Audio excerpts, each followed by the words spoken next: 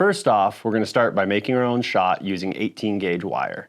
John Sarton and myself experimented with different sizes of shot for each and every die to get the best end result. When you buy one of these dies, it is going to come with a diagram that lists the exact length of 18 gauge wire needed to make the perfect size shot. This technique will work with any precious metal. Just make sure that the wire you get is actually 18 gauge or 40 thousandths of an inch. If it is any thinner or thicker, these measurements won't work well. We are going to make this shape here, which lists the length as 55 millimeters for this shape. First off, I'm going to go ahead and start by straightening out my wire. Using my metric ruler, I'm going to line this up at 55 millimeters.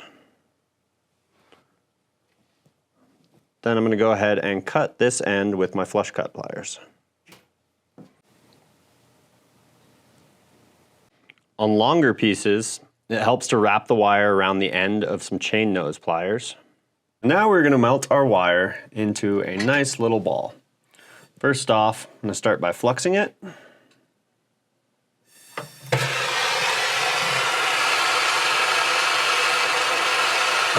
I'm going to heat it up long enough that it turns into a nice sphere. Let it cool just enough that I can pick it up and quench it. Then I'm going to pickle it. After you pickle the shot, you want to make sure to rinse it very well with clean water and then dry it off. If you don't clean all the pickle off of the shot, you can damage your die. Also, the quality and cleanliness of your shot will affect the quality of your finished piece. Now that we have the shot, we get to do the fun part. So here I have my die that we chose earlier.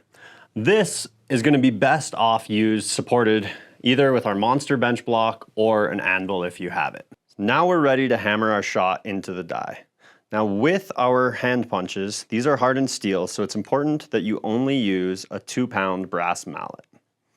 First off, I'm going to put my hand punch on top of the shot, center it, and give it a light tap. This helps give us a flat and make sure everything's in place. Now I can really give it the full force.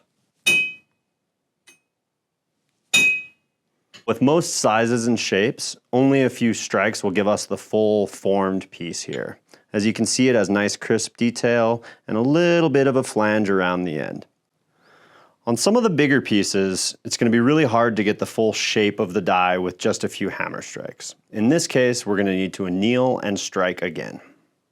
Hi, I'm Peter Gilroy with Bonny Doon Tools. Try that again. Cool. So one more time you said Hope you found this video useful and informative.